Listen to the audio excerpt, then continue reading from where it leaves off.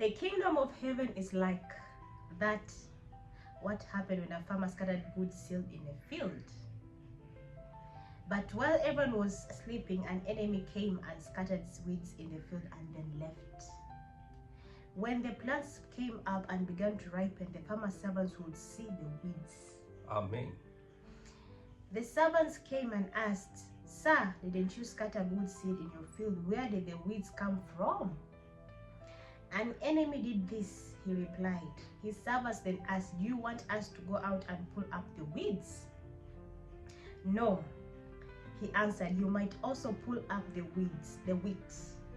Leave the weeds alone until harvest time. Then I will tell my workers to gather the weeds and then tie them up and burn them. But I will order them to store the wheat in my barn." Amen. Amen. Nitarudia kwa Kiswahili. Akawatolea mfano mwingine akisema, ufalme wa mbinguni umefanana na mtu aliyepanda mbegu njema katika konde lake. Lakini watu walipolala, akaja adui yake, akapanda magugu kati ya ngano, akaenda zake. Baadaye majani ya ngano yalipomea na kuzaa, yakaonekana magugu. Watumwa wa mwenye nyumba wakaenda wakamwambia, "Bwana, ukupanda mbegu njema katika konde lako, limepata wapi basi magugu?" Akawaambia, "Adui ndiye aliyetenda hivi." Watumwa wakamwambia, "Basi wataka twende tukayakusanye?" Akasema, "La, msije mkayakusanya magugu na kuzing'oa ngano pamoja nayo. Viacheni vyote vikue hata wakati wa mavuno, na wakati wa mavuno nitawaambia wavunao, yakusanyeni kwanza magugu, myafunge matita, mkayachome, bali ngano ikusanyeni ghalani mwangu." Amen. Tumeweza kuona hapo utimilifu wa kupanda mbegu pamoja na unabii wa mavuno. Mavuno, kuna mbegu inayovunwa kupelekwa ghalani, na kuna haya magugu yamekusanywa na kuweza kufungwa matita yakisubiri kuwashwa moto. Je, swali linakuja, hili shamba ni shamba la aina gani? Ni shamba la kimwili ama ni shamba la kiroho? Hii ngano ni ngano gani? Ni hii ya kimwili ama ya kiroho? Tunaweza kuona majibu kwamba ngano ni nini na magugu ni nini, na ni nani aliyepanda mbegu njema ni nani, na huyu aliyepanda magugu ni nani. Huu nabii wa kupandwa mbegu mbili umekwisha kukamilika, lakini kuna mbegu aliyoipanda mwana wa Adamu. Tunaweza kuona kwenye Mathayo 13 mstari wa 38 na 39, tutaweza kupata majibu. Nasema hivi, yeah. The field is the world, and the good seeds are the people who belong to the kingdom. The weeds are those who belong to the evil one, and the one who scattered them is the devil. The harvest is the end of the time, and angels are the ones who will bring in the harvest. Asante. Amen. Akasema, mstari wa 37, akasema, akajibu akasema, "Azipandaye mbegu njema ni mwana wa Adamu, lile konde ni ulimwengu. Mbegu njema ni wana wa ufalme, na yale magugu ni wana wa yule mwovu." Amen. Amina. Amen. Yes. Tunaweza kuona kumbe hili shamba ni la kiroho.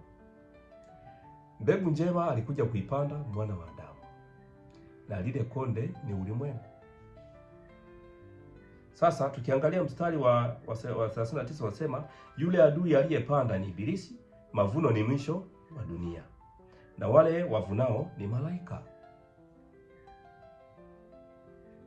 Amina. Amen. Na wavunao ni malaika. Kumbe sasa inatufundisha kwamba mwanadamu lazima avunwe kutoka kwenye shamba la mavuno na kuwekwa na kupelekwa ghalani. Hii ina maana gani?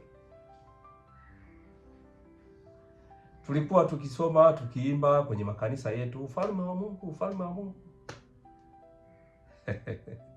Ufalme wa Mungu. Hili ndilo ghala ambalo lazima mtu avunwe, akaoshwe, aandaliwe kama mazao ya kuweza kuweka wapi? Ghalani. Tunaona jinsi tunavyovuna mahindi shambani, tunayaandaa kwa ajili ya kuyaweka katika ghala. Wakati mwingine tunayatia na dawa, si ndio? Tunayatia na dawa ili yaweze kustahili kuwepo ghalani. Lakini tumeona magugu hayastahili, yanakaa shambani, yanakusanywa yale magugu kwa ajili ya kuchoma moto. Magugu tumeweza kuona ni watoto wa Ibilisi. Basi katika huu ulimwengu ni kwamba tunaishi na tuna roho mbili, roho kuu mbili, ya kweli na ya uongo. Huyu roho wa uongo ndiyo Ibilisi na roho wa kweli ndiyo Baba Mungu Mwenyezi. Kwa hiyo ukilipata neno la kweli, ukatakaswa kwa neno la kweli, hautaweza kuongeza wala kupunguza. Kwa maana kitabu cha Ufunuo 22 mstari wa 18 na 19 imeandikwa, mtu akiongeza atajiongezea hayo mapigo yaliyoandikwa ndani ya kitabu hiki. Na mtu akiondoa lolote katika unabii wa maneno ya kitabu hiki, basi Mungu atamwondolea sehemu yake katika ule mti wa uzima na ule mji mtakatifu ambao habari zake zimeandikwa katika kitabu hiki. Vipi unapokuwa mtumishi wa Mungu? Unasema wewe ni mtumishi wa Mungu, alafu unaongeza na kupunguza. Itakuhusu Mathayo 7:21 mpaka 23. Tusomee Mathayo 7:21-23. Not everyone who calls me their Lord will get into the kingdom of heaven. Only the ones who obey my Father in heaven will get in. On the day of judgment, many will call me their Lord. They will say, we preached in your name, and in your name we forced out demons and performed many miracles. But I will tell them, I will have nothing to do with you. Get out of my sight, you evil people. Amen. Amen. Nitarudia. Si kila mtu aniambiaye Bwana Bwana atakayeingia katika ufalme wa mbinguni, bali ni yeye afanyaye mapenzi ya Baba yangu wa mbinguni. Amen. Mstari wa 22 anasema, wengi watakuja siku ile, Bwana Bwana, hatukufanya unabii kwa jina lako? Na kwa jina lako hatukutoa pepo kwa jina lako? Hatukufanya miujiza mingi? Lakini ndipo nitakapowaambia dhahiri, sikuwajua ninyi, kamwe ondokeni kwangu, ninyi mtendao maovu. Amen. Nani aliwatuma? Neno la Mungu ni tamu kama asali. Kwa hiyo usipozaliwa upya, twende Yohana 3:3-5. Jamani, neno la Mungu ni tamu sana. Jesus replied, I tell you for a certain that you must be born from above before you can see God's kingdom. Nicodemus asked, How can a grown man ever be born a second time? Jesus answered, I tell you for certain that before you can get into God's kingdom, you must be born not only by water, but by the Spirit. Nitarudia tena, Waswahili wenzangu. Yesu akajibu akamwambia, amini amini nakwambia, mtu asipozaliwa mara ya pili hawezi kuona ufalme wa Mungu. Amen. Nikodemu akamwambia, wawezaje mtu kuzaliwa akiwa mzee? Aweza kuingia tumboni mwa mamaye mara ya pili akazaliwa?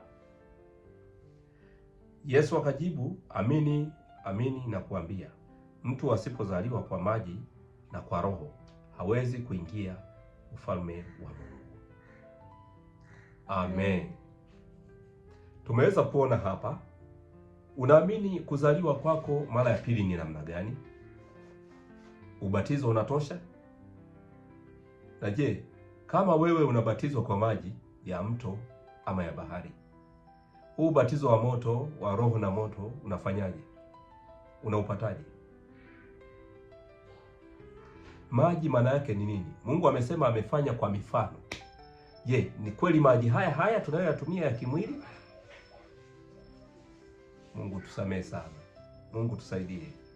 Tuseme Mungu tusaidie. Kwa maana wakati wa kufunguliwa umekuja. Umekuwepo. Wakati wa kufunuliwa haya yote umekuwepo.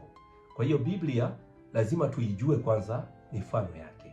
Kwa sababu Mungu aliweza kufanya siri kwa sababu ya yule mwovu. Maana angeziachia hizi siri toka mwanzo, huyu mwovu angelituangamiza mpaka siku za mwisho. Basi hata ufalme wa Mungu ungekuwa kazi kubwa. Lakini kwa kuwa alificha siri, na ndiyo maana tunaweza kuona Isaya alipewa maono siku za mwisho. Sasa twende kwenye point of key kwamba siku za mwisho Isaya anapewa aje maono, na hii Sayuni kutakuwa na nini, kutakuja nini, kutakuwa nini.